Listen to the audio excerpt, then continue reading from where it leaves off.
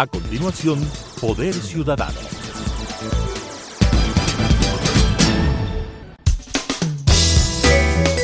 Clasificación B, bajo supervisión de un adulto.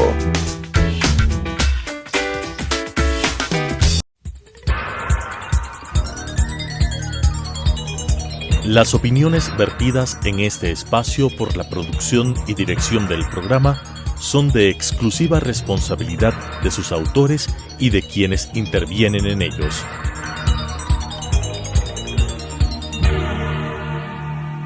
Telesucesos Canal 29 UHF presenta Poder Ciudadano, una ventana construida desde la visión plural ciudadana para la expresión de sus anhelos, demandas y aspiraciones, con la conducción del doctor Patricio Picón. Poder Ciudadano. Saludos cordiales. Esta noche el programa Poder Ciudadano tiene el honor de contar con la presencia del ingeniero Óscar Ayerbe.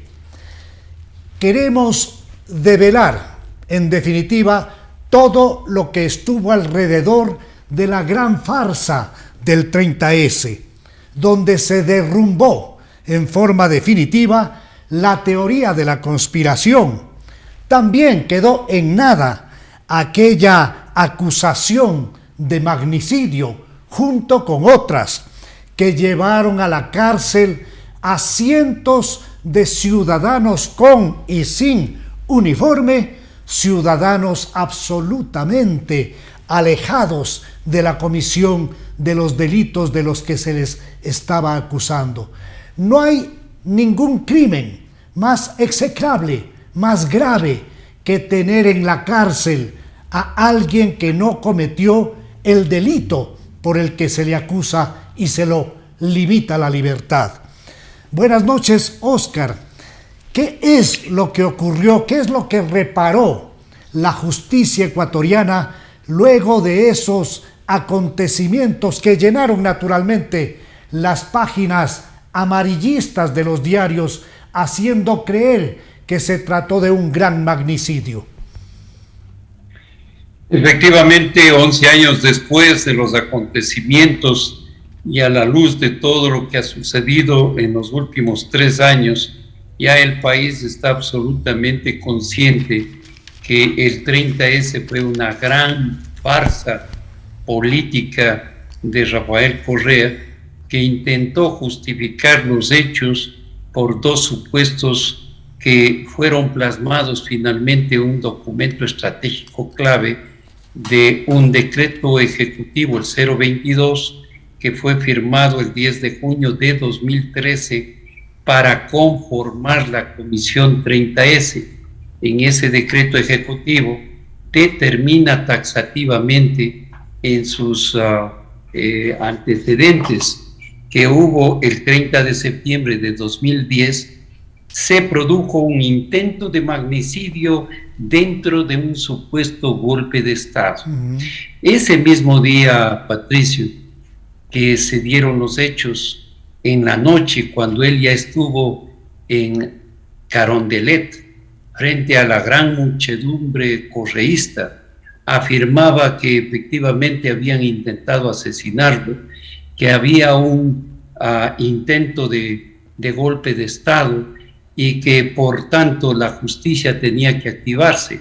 Como no lo hizo, 3 años después emite este decreto ejecutivo 022, conforma la Comisión 30S, presidida por Carlos Vaca, Óscar Bonilla y Diego Guzmán, el Diego Guzmán de Seguro Sucre y toda esa corrupción.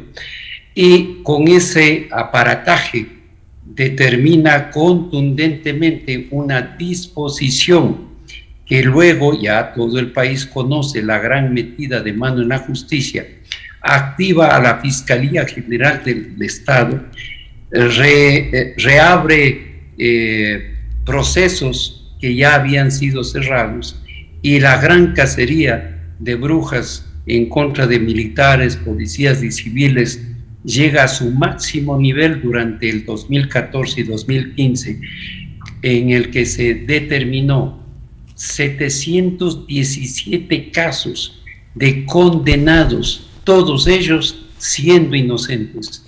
De tal manera que este es un hito histórico, los acontecimientos que ahora tenemos, cuando 3 jueces de la Sala Penal de la Corte Nacional de Justicia, Javier Guillén, Walter Macías y Luis Rivera, declaran inocentes a los acusados que fueron condenados a 12 años de prisión y que finalmente, con la contundente evidencia, se demuestra taxativamente que hubo un gran fraude procesal.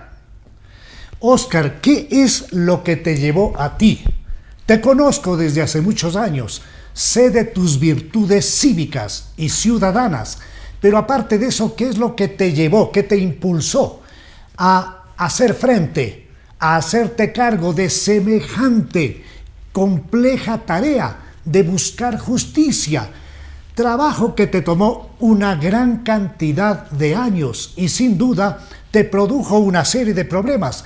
¿Qué es lo que te condujo, en definitiva, a aceptar esa coordinación o a presidir la comisión que buscó justicia y la encontró finalmente?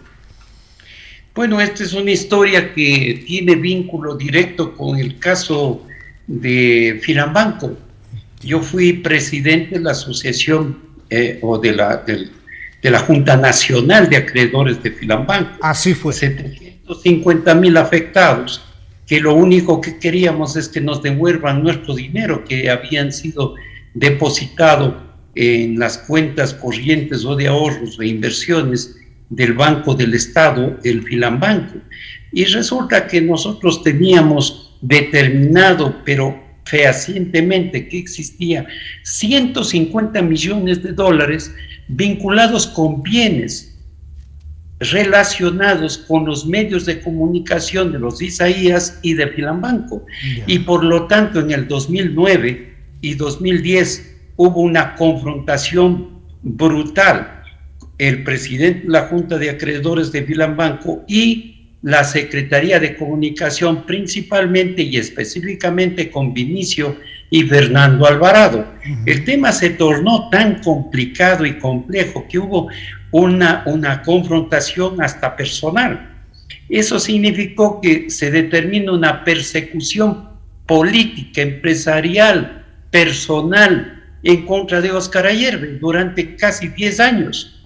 Y por lo tanto, durante todos esta década, desde el 2008 al 2018, fue un enfrentamiento brutal y por lo tanto yo sabía perfectamente lo que significaba la persecución política. Este hecho se dio, Patricio, en este documento. Este es el informe que Julio César Trujillo envía al Consejo de la Judicatura y cesa en funciones a Gustavo Yarqui. Determina fehacientemente que hubo metida de mano en la justicia, que se cometieron infracciones administrativas, civiles y sobre todo penales, y que directamente estaba vinculada a la estructura, la máxima estructura del correísmo en la justicia ecuatoriana. Y por tanto, yo tenía más que motivaciones suficientes para que cuando Carlos Polita aparece en CNN el 22 de febrero de 2003 y le dice al mundo entero, a Fernando Rincón, que lo entrevistaba, que él tenía a su lado, y efectivamente lo exhibe, un expediente de cerca de 500 hojas de un documento secreto reservado, que determina que la CNAIN, la agencia de inteligencia de Rafael Correa, y la Comisión 30S habían utilizado millones de dólares para adulterar documentos, evidencias, fotografías, manipular peritajes, comprar testigos falsos con el propósito de condenar inocentes. Él afirmaba que todo fue una gran farsa. Por supuesto. Y por lo tanto, cuando vimos esa entrevista, tomé la decisión de convocar a algunos amigos para ver qué se hacía al respecto. Me comuniqué con el Contralor General del Estado en ese momento, Pablo Celi.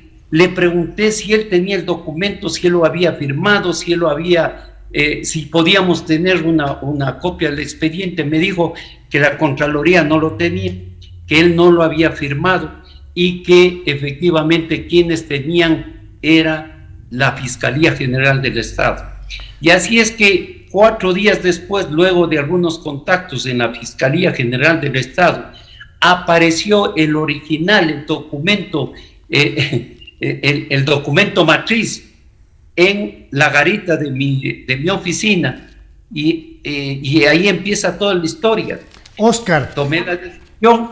Sí. Sí. El tema es, francamente, una de las situaciones que nunca ha visto, que no ha registrado la historia del Ecuador. 717 casos, procesos abiertos, con una gran cantidad de condenados a 12 años de prisión por un crimen que jamás cometieron.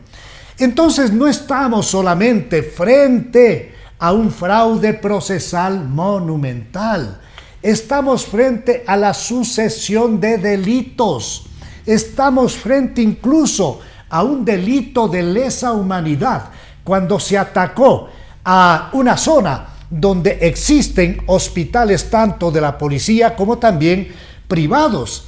¿Qué es lo que se saca luego de la sentencia dictada por los jueces doctores Guillén, Macías y Rivera? ¿Qué es lo que van a hacer? Van a demandar, procuran luego lograr que se dé la repetición. ¿A dónde va este ajuste en función de que la ley ha hecho justicia? Inmediatamente que tuvimos el documento, la primera preocupación fue, habiendo yo cumplido funciones de Estado, los ciudadanos no podemos tener en nuestras manos documentos secretos de Estado. Así es. Y manejarlos así alegremente. Entonces tomé la decisión de que se notarice el documento secreto reservado en la Notaría Séptima del Cantón Quito. Ya. Y así se determinó que ahora este documento era público y por tanto irrefutable. Además había que reconocer que en esa gran bronca entre Carlos Vaca, Pepe Serrano, José Serrano, presidente de la Asamblea, y Carlos Polit, entre ellos y los entretelones, se había determinado que Serrano tenía un original, que el presidente Lenín Moreno también, y por lo tanto sacamos 10 copias de este expediente para repartir a la Asamblea Nacional, que estaba en el proceso de juicio político a Carlos Vaca, al propio presidente Lenín Moreno, algunos periodistas, y sobre todo el documento de resumen de este proceso. Nos sirvió para entregar a cada uno de los jueces, porque nos encontramos con 717 casos. Tomamos la decisión que era imposible que una persona individualmente pueda manejar este tema, y por lo tanto ameritaba constituir la Asociación Víctimas 30S. Así lo hicimos, y empezamos en este periplo impresionante.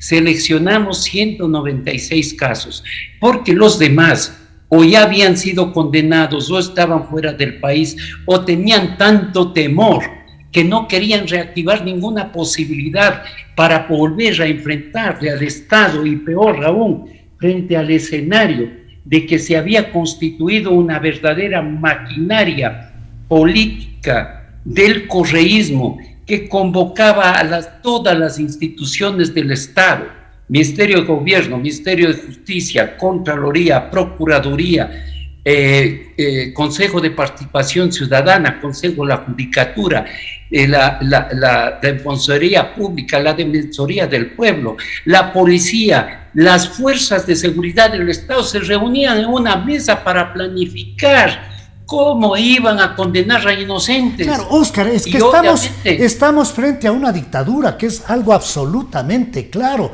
Pero frente a todo esto, me interesa mucho, Óscar, que tú nos traslades los nombres de los profesionales abogados que aportaron, que ayudaron al ingeniero Ayerbe en esta jornada tan difícil, porque es importante hacer notar que siempre existe profesionales del derecho que están en la línea correcta de la historia. Una cosa que a mí me impresionó en lo más hondo fue reconocer que en marzo 15 de 2018 el caso 30S estaba enterrado 10 kilómetros bajo tierra y que por lo tanto había que hacer algo extraordinariamente especial para poder iniciar un proceso que visibilice las potencialidades de una justicia que reivindique el escenario de condenados siendo inocentes. Porque revisando los expedientes, nos encontramos que todos los delitos en contra de la seguridad del Estado, plagio, sabotaje, terrorismo, rebelión, sedición, atentado contra la seguridad del Estado, insubordinación, paralización de servicios, etcétera, todos fueron utilizados en contra de la gran mayoría de acusados que finalmente hoy ya sabemos eran inocentes. Nosotros en estos 196 casos ya hemos resuelto 166 en las cortes, principalmente en la Corte Nacional de Justicia con recursos de revisión, y todos ellos declarados libres de inocentes. El emblemático, el más importante, el que va a significar un giro histórico jurídico en el país, vinculado a dos temas: intento de magnicidio y fundamentalmente el delito lesa humanidad. Patricio, mire este documento, dirigido a la señora Fiscal General del Estado, Diana Salazar. ¿En qué fecha? 16 de septiembre de 2019. ¿Y qué le decimos en este documento firmado por los miembros? Y te leo los nombres: Giovanni Lazo, Luis Guanotaxi, Eduardo Mullo, Jesús Getacama, Óscar Ayerbe. Los cuatro fueron condenados a 12 años de prisión y le pedimos esa fecha, hace más de 2 años, que revise minuciosamente el caso de intento de magnicidio, que no tenía ningún sustento jurídico legal, que no se había respetado derechos y fundamentalmente temas como el debido proceso. ¿Y cuál fue la respuesta? ¿Cuál fue la respuesta? Nunca hubo respuesta. Hasta ahora. Pero también en este caso, le alertamos de los delitos lesa humanidad que vinculan a todos los escenarios relacionados con el hospital de la Policía Nacional, de tal manera que nosotros estuvimos absolutamente claros en una estrategia perfectamente bien diseñada, que nos permita entonces que la asociación auspicie los casos con su firma, con sus escritos en los expedientes, auspiciado principalmente por abogados de la Defensoría Pública. Lolita Montoya fue la principal actora de estos procesos, en los cuales entonces, cuando tuvimos asesoramiento y cuando tuvimos participación de abogados privados, la premisa fue que nunca cobren un centavo. De hecho, la Asociación Víctimas 30S jamás cobró un centavo a nadie por ninguno de estos casos. Y debo recordar que en esta historia, cuando se iniciaban en el 2010, 11 y 12 y demás años, indagaciones fiscales o juicios penales, muchos de los involucrados, me refiero a fiscales y jueces, cobraron plata a las víctimas, y algunos de ellos salieron porque les pagaron plata a los fiscales y a los jueces, de tal manera que nosotros conocemos este tema a fondo con nombres y apellidos, y por eso es que tenemos en 3 documentos estratégicos vitales. El 1, la Asociación Víctimas 30S propició la creación de la Mesa de Perseguidos Políticos, 1.600 casos registrados en el Consejo de la Judicatura. También propiciamos la Mesa de Verdad y Justicia, 352 casos investigados. Apoyamos la presidencia de Beatriz Cadena para impulsar todos estos procesos. que dicho sea de paso, acaba de ganar una acción de protección y ha sido reintegrada al Tribunal Contencioso de Pichincha, que fue destituida ilegalmente en el 2015. Oscar, de tal manera que conocemos nombres y apellidos de todos. Patricio, no? Entregamos 252 nombres de jueces y fiscales. Ni uno solo ha sido investigado y peor aún sancionado, porque entre bomberos no se pisan las mangueras. Así es, Oscar. Yo quiero expresarte desde esta tribuna de Poder Ciudadano una felicitación muy especial, porque no es cosa de todos los días el defender a cientos de personas inocentes y el resolver 166 casos y seguir adelante con la mesa de perseguidos políticos, con la mesa de verdad y justicia, es decir, no quedarse solamente ahí satisfechos con una tarea ya inmensamente grande. Por eso, desde esta tribuna ciudadana, mi más sincera felicitación a todos quienes hicieron ese colectivo y fundamentalmente al ingeniero Oscar Ayerbe. Ahora, Oscar, luego de esta reparación que la justicia a nivel de Corte Nacional ha hecho, ¿qué más van a hacer?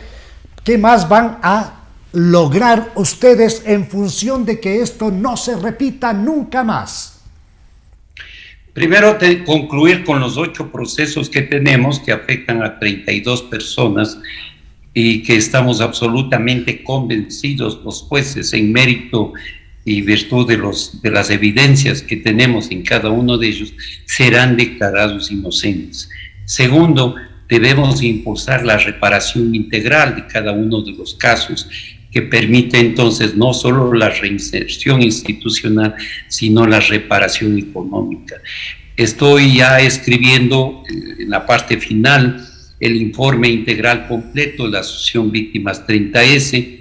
Se hará una ceremonia de entrega al presidente de la República, Guillermo Lasso, a la presidenta de la Asamblea, Guadalupe Llori, para que estas dos instituciones del Estado, Ejecutivo y Legislativo, puedan abocar conocimiento de algunos temas cruciales que representa el continuar un escenario que implique que se profundice una evaluación integral global del sistema jurisdiccional ecuatoriano, que todavía tiene graves y serios problemas, principalmente vinculados a la ineludible realidad de su incrustación correísta.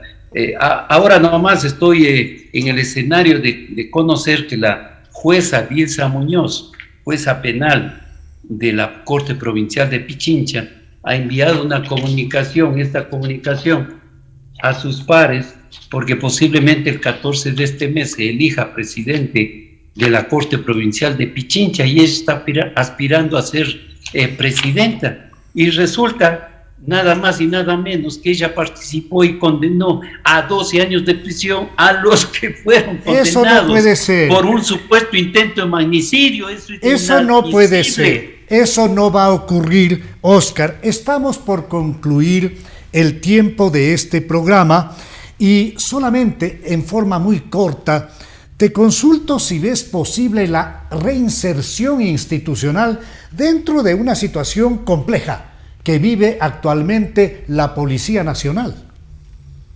Debe ser, por ejemplo, la coronel Patricia Santillán. Ella era la más antigua que la actual comandante general de la Policía Nacional, de tal manera que lo lógico es que se reintegre a la institución y salga ese mismo día si es necesario, pero respetando la dignidad y los derechos que le conculcaron. Sobre este tema, Oscar, sobre este tema, ¿tú has conversado ya con el presidente Lasso?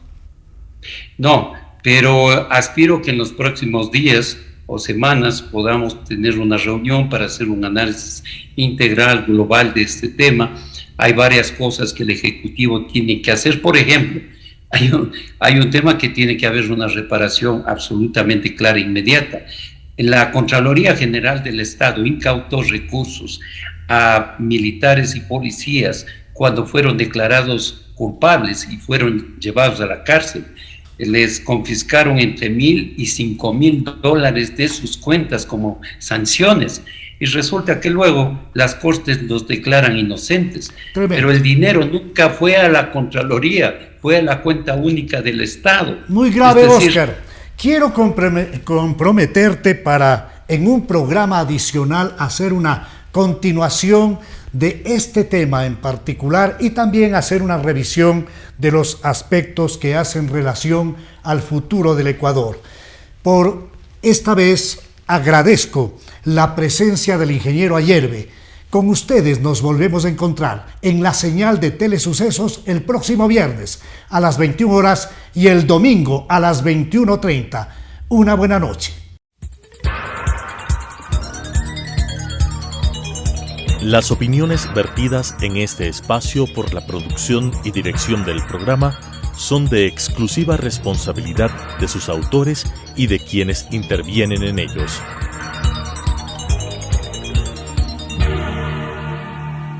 Telesucesos Canal 29 UHF presentó Poder Ciudadano, una ventana construida desde la visión plural ciudadana para la expresión de sus anhelos, demandas y aspiraciones, con la conducción del doctor Patricio Gijón. Poder Ciudadano,